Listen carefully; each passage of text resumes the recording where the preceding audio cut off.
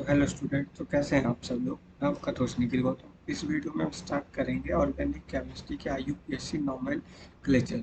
क्या है कि इसमें हम कोई भी कंपाउंड्स को क्या नाम है उसको आइडेंटिफाई कैसे करेंगे, ये हम उसके बारे में सीखेंगे कि कोई भी कंपाउंड है तो उसकी नेमिंग कैसे होगी, कॉमन नेम्स क्या है, वो हम इस लेक्चर्स में आगे बात करेंगे। आईयूपीएससी में हम 5 लेक्चर में हम पूरा आईयूपीएससी को कवर करेंगे। फर्स्ट लेक्चर आज वेरी बेसिक होगा। अगले लेक्चर्स में हम फंक्शनल ग्रुप के बारे में बात करेंगे और उससे अगले में प्रैक्टिस करेंगे और उसके बाद कुछ इम्पोर्टेंट कॉन्सेप्ट की बात करेंगे। जिस तरीके से 5 लेक्चर्स में अपना आईयूपीएससी कवर करेंगे। इसमें हम जितना भी आईयूपीएससी ऑर्गेनिक केमिस्ट्री में रिक्वायर्ड है वो पूरा का पूरा हम इन 5 छोटे छोटे लेक्चर्स में कवर करेंगे, जिससे कि आपको आगे आने वाले किसी भी चैप्टर में कोई दिक्कत नहीं होगी। क्योंकि नोमेनक्लेचर याद है तो आपको आइडेंटिफाई करना आसान होगा कि क्या कौन सा कंपाउंड क्या है। ठीक है, और उसके बाद हम स्टार्ट करेंगे जीओसी हाइड्रोकार्बन्स। इस तरीके से हम 11th का पोजिशंस को कवर करेंगे। फिर उसके बाद हम 12th का ऑर्गेनिक केमिस्ट्री को स्टार्ट करेंगे। बहुत बेसिक से एडवांस तक हम बिल्कुल अच्छे से पढ़ते चलेंगे, साथ साथ प्रैक्टिस भी करने की कोशिश करेंगे। बिल्कुल आसान ना यूपीएससी एकदम कुछ भी नहीं है, बहुत बेसिक बेसिक कंसेप्ट है जिनको हमको सीखना है। JEE main, JEE advanced, CBSE हर एक में क्वेश्चन आता है। जेई एडवांस में हर साल कंफर्म है कि 4 मार्क्स में क्वेश्चन आएगा और मुश्किल से कुछ भी हार्ड कर ली कंसेप्ट इसमें है नहीं। हमको थोड़े से बेसिक कॉन्सेप्ट को सब करना है और 4 नंबर का क्वेश्चन हम बना देंगे। तो आइए हम स्टार्ट करते हैं। तो आईयूपीएससी नेमिंग क्या है? आईयूपीएससी की फुल फॉर्म है international union of pure and applied chemistry. एक तरीके से एक पूरा ऑर्गेनाइजेशन है जिसमें हम ये रूल्स बने हुए हैं कि किस कंपाउंड का क्या नाम है, कौन फंक्शनल ग्रुप की प्रायोरिटी है, सब चीज़ें तरीके से डिफाइंड है। ठीक है, तो आइए हम स्टार्ट करते हैं।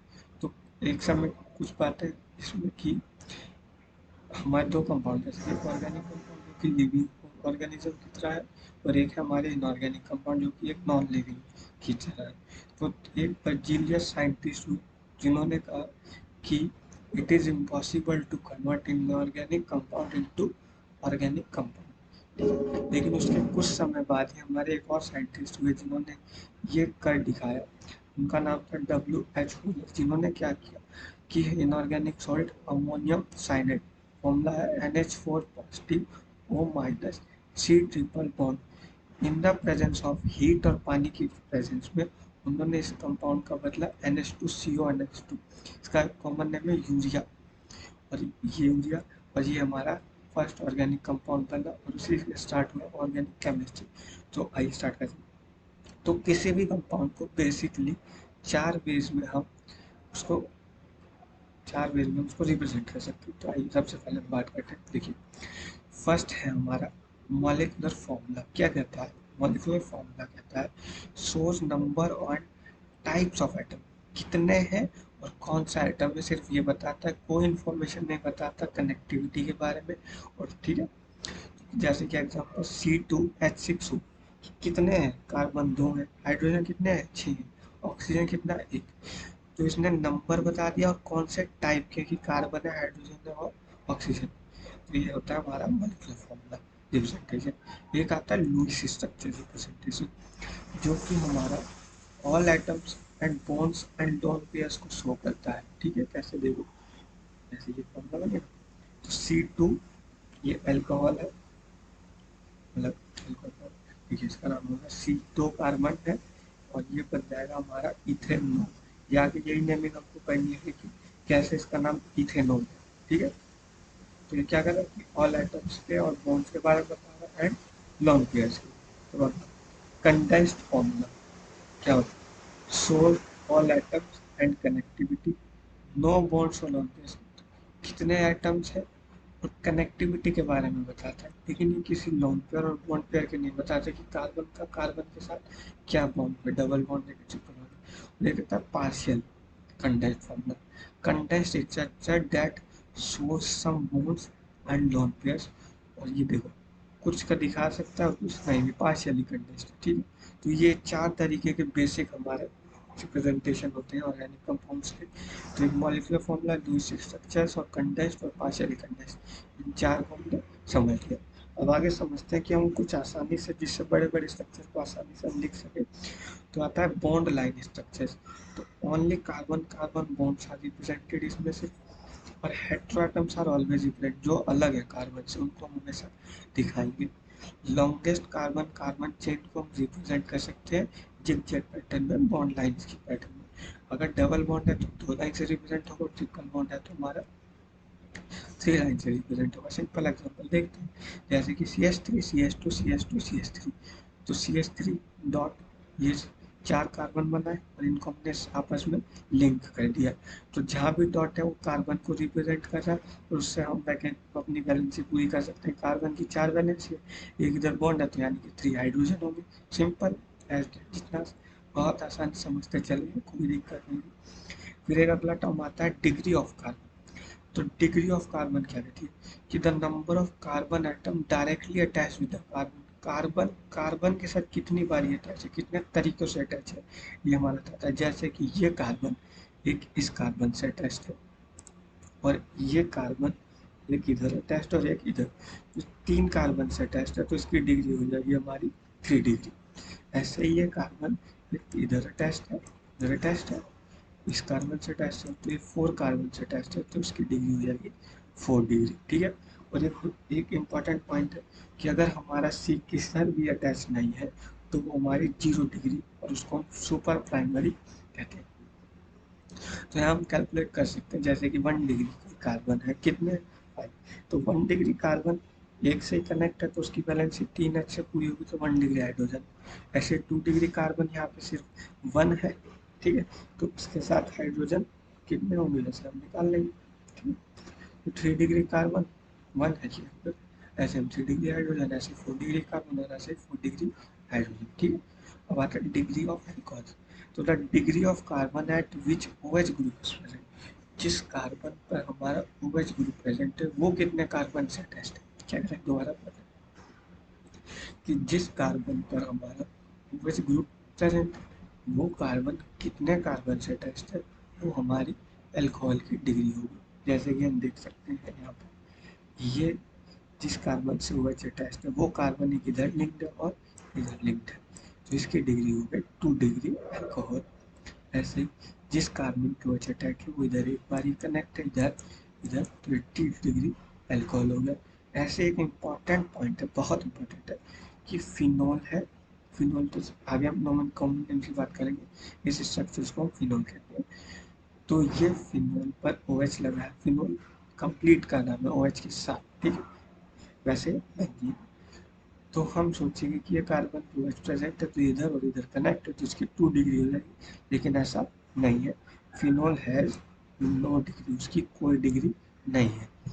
अगर यहाँ पे बेंजीन ना होकर सिर्फ एक साइक्लोहेक्सेन है, यानी कि उसके जैसे सिंबल, और OH अब प्रेजेंट है, तो अब ये 2 डिग्री अल्कोहल है। ठीक है, पॉइंट को याद रखिएगा, कहीं बहुत आसानी से पूछ सकता है, उतना आसानी आ जाए तो बहुत आसानी से कर देंगे। अब सेम है कि नाइट्रोजन कितने कार्बन से डायरेक्टली अटैच्ड है, वो अमीन्स की डिग्री होगी। तो NH2 यहाँ पर एक कार्बन से अटैच्ड है, तो ये हमारा 1 डिग्री अमीन होगा।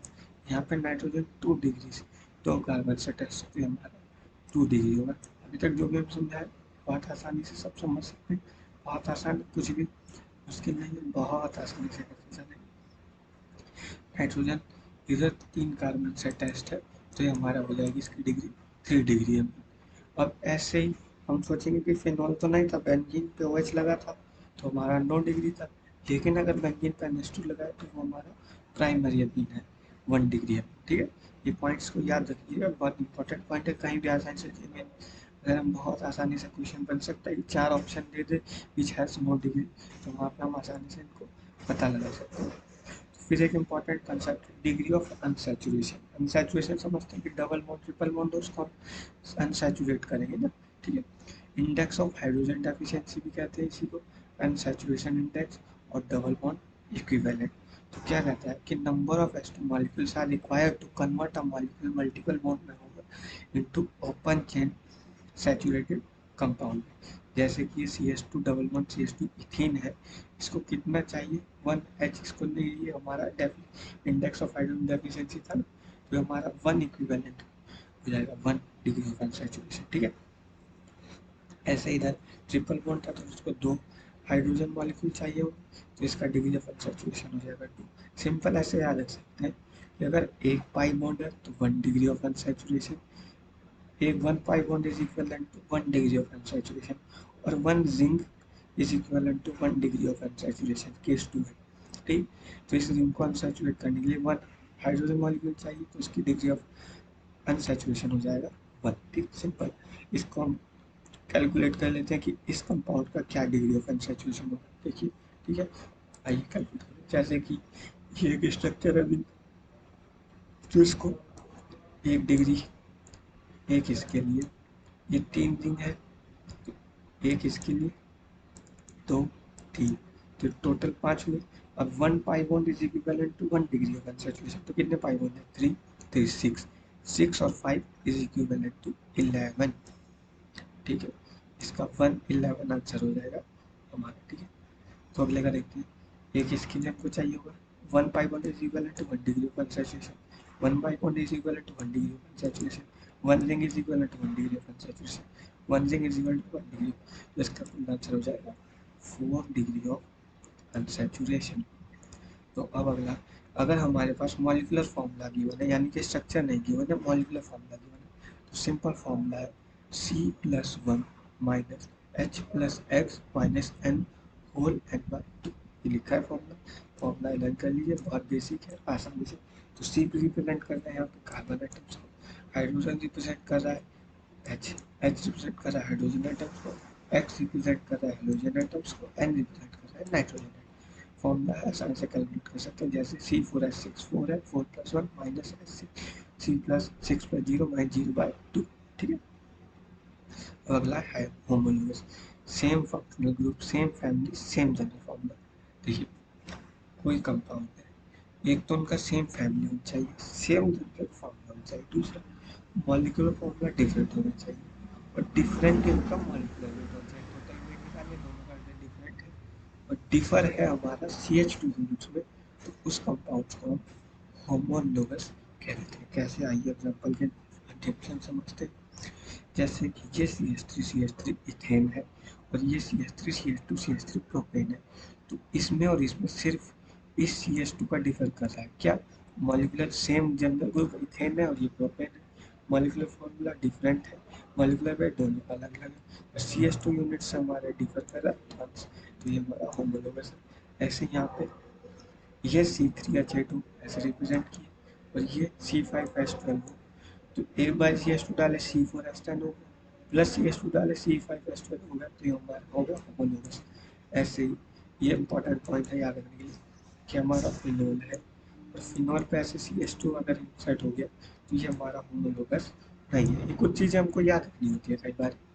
ठीक है, बाकी हम जो भी समझाने वाला है बिल्कुल समझाते चलेंगे, क्योंकि मेरा मकसद है कि ऑर्गेनिक केमिस्ट्री रटने से ज़्यादा समझ कर पढ़ेंगे तो बहुत आसान हो जाएगा, और बहुत अच्छे से हम समझ सकेंगे, और क्वेश्चन अपने एग्जाम में बहुत अच्छे से अटेम्प्ट कर सकेंगे। समझते हुए चलना है, जहाँ समझने की चीज़ें जहाँ रटने का होगा बिल्कुल आपको बताएंगे, वो चीज़ें आपको रटना पड़ेगी। कुछ चीज़ें हैं जो कि हमको क्रैम्प करना पड़ता है, लेकिन बाकी चीज़ें हम समझ सकते हैं। रिएक्शन जो है समझेंगे, रिएक्शन मैकेनिज्म, तो बहुत आसान हो जाएगा रिएक्शंस करना। अगर हम उसको रटने की कोशिश करेंगे तो उतना ही टफ हमारी ऑर्गेनिक केमिस्ट्री होता जाएगा, और हमारा पढ़ने से इंटरेस्ट ऑर्गेनिक केमिस्ट्री से खत्म हो जाएगा, और हमको बहुत बोझ लगने लगेगा। तो बोझ बिल्कुल नहीं लगेगा, ऐसे ही हम पढ़ते चलेंगे आसानी से, बहुत अच्छे से अपना स्कोर करेंगे। ठीक है, आइए तो अब हम अगली बात करते हैं, calculation of sigma and pi bonds. दो एलिमेंट है, अगर उनके बीच में सिंगल बॉन्ड है तो एक सिग्मा, डबल बॉन्ड है तो एक सिग्मा एक पाई, ट्रिपल बॉन्ड है तो एक सिग्मा दो पाई। तो ऐसे कैलकुलेट कर सकते हैं। जैसे कि कितने टोटल सिग्मा है आप लोगों में, 3H है, 2H 1, तो कितने H है काउंट कर लीजिए, क्योंकि सिंगल बॉन्ड में होगा सी के साथ, कार्बन के साथ 3 2 5 5 2 5 और 3 8, और ये कार्बन के साथ 4 सिग्मा 1, डबल बॉन्ड है लेकिन एक सिग्मा तो होगा, तो 8 और ये देखिए 3 2 5 5 और 1 6, 6 और 2 8, और 8 और 1 2 3, तो 8 और 1 ये हो गया 11, ये 1 नहीं है, ये होगा यहाँ पे 11 सिग्मा बॉन्ड, पाई कितना होगा 1 pi bond is equal to 1 pi. ठीक है, डबल बॉन्ड है तो 1 पाई के बराबर होगा।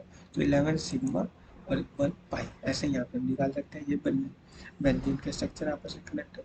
तो देखिए यहाँ पे 5 हमारे डबल बॉन्ड है तो सिंपल 5 लिख दीजिए, 5 पाई। अब हम कैलकुलेट करेंगे सिग्मा। तो 1 2 3 4 5 6 7 8, और ये हमारा 8 हो गया हमारे हाइड्रोजन, 8 सिग्मा।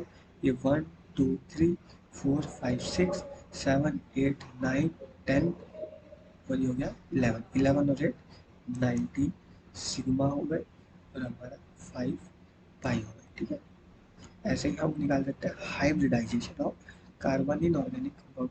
अगर किसी कार्बन के 4 सिग्मा है तो sp3, 3 सिग्मा sp2, 2 सिग्मा है तो sp, आसानी से बहुत कैलकुलेट करें। जैसे carbon 1H, 1 sigma, 2 sigma, 3 sigma, तो इसकी हाइब्रिडाइजेशन हो जाएगी sp2। ठीक है, और इस कार्बन का 1 सिग्मा, 2 सिग्मा, 3 सिग्मा, 4 सिग्मा, तो इसकी हो जाएगी sp3। ठीक है, ऐसे ही कैलकुलेट आसानी से करने। अब आती है इलेक्ट्रोनेगेटिव हाइब्रिड ऑर्बिटल। जितना ज़्यादा एस करेक्टर होगा उतनी ज़्यादा इलेक्ट्रोनेगेटिविटी होगी। तो एस करेक्टर कितना होगा, total S orbital upon total orbitals into 100। तो S P is equal to percentage S character S P में, तो वैसे 50% कैसे निकालेंगे, तो एस ऑर्बिटल 1 है, टोटल ऑर्बिटल 2 है, into 100 is equal to 50%।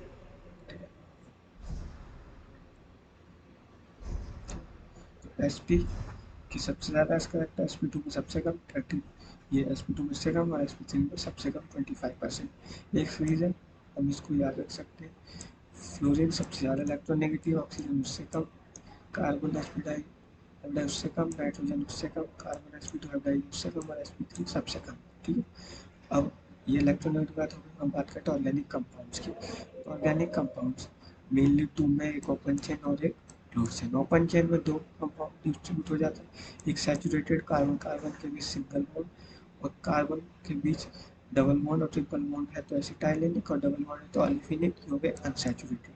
Close chain फिर फर्दर डिवाइड होते हैं 2 कैटेगरीज में, एक होमोसाइक्लिक, थर्ड हेट्रोसाइक्लिक। हेट्रो यानी कि डिफरेंट, साइक्लिक होगी लेकिन डिफरेंट एटम होंगे, एलिमेंट्स होंगे। होमो में सेम एलिमेंट्स होंगे। होमोसाइक्लिक फर्दर डिवाइड होता है एरोमेटिक, एलिफैटिक। एलिफैटिक यानी कि इसमें डबल बॉन्ड्स का, double bond, triple bond, multiple bond नहीं होंगे। एरोमेटिक में मल्टीपल बॉन्ड्स होंगे। मल्टीपल एरोमेटिक फर्दर 2 में डिवाइड होता है, क्या, बेंजेनॉइड, नॉन बेंजेनॉइड। ठीक है, तो बेंजेनॉइड में हर स्ट्रक्चर बेंजीन से बना हुआ, नॉन बेंजेनॉइड में दोनों हो सकते हैं, कि हमारा बेंजीन हो भी सकता है और बेंजीन नहीं भी हो सकता, हो भी सकता है, नॉन बेंजीन। ठीक है, और फिर आता है एलिफैटिक यानी कि मल्टीपल बॉन्ड्स नहीं होंगे। फिर हेट्रोसाइक्लिक फर्दर डिवाइड होता है एरोमेटिक, एलिफैटिक। एलिफैटिक यानी कि मल्टीपल बॉन्ड नहीं होंगे लेकिन हेट्रो एटम्स होंगे, और एरोमेटिक में मल्टीपल बॉन्ड भी होंगे, हेट्रो एटम्स होंगे यानी कि डिफरेंट एटम्स होंगे। तो ये पूरा फर्दर ऑर्गेनिक कंपाउंड्स को हमने एक इनका एक फ्लो चार्ट बना लिया कि कितने टाइप्स के हमारे ऑर्गेनिक कंपाउंड्स होते हैं। तो कुछ एग्जांपल्स हम प्रैक्टिस कर लेते हैं, जैसे कि हमारा सैचुरेटेड कंपाउंड है यानी कि मल्टीपल बॉन्ड्स नहीं है, तो सैचुरेटेड मल्टीपल बॉन्ड्स है, तो ये हमारा कैटेगरी हो गई अनसैचुरेटेड। और ये हमारा बेंजीन मतलब मल्टीपल बॉन्ड्स है और नाइट्रोजन है, तो ये हो गया हेटेरोसाइक्लिक। और ये हमारा बेंजीन है, तो इसके अंदर ये हो जाएगा हमारा, देखिए बेंजेनॉइड का स्ट्रक्चर है। अगर ये रिंग में हो जाता तो हेटेरोसाइक्लिक हो जाता, वैसे ही हमारा होमोसाइक्लिक स्ट्रक्चर। ठीक है, होमो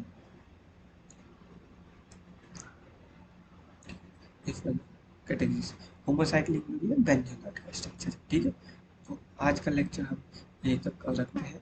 नेक्स्ट लेक्चर में हम फंक्शनल ग्रुप के बारे में बातें करेंगे, और से अगले लेक्चर में हम उसमें कोई बेस प्रैक्टिस करेंगे।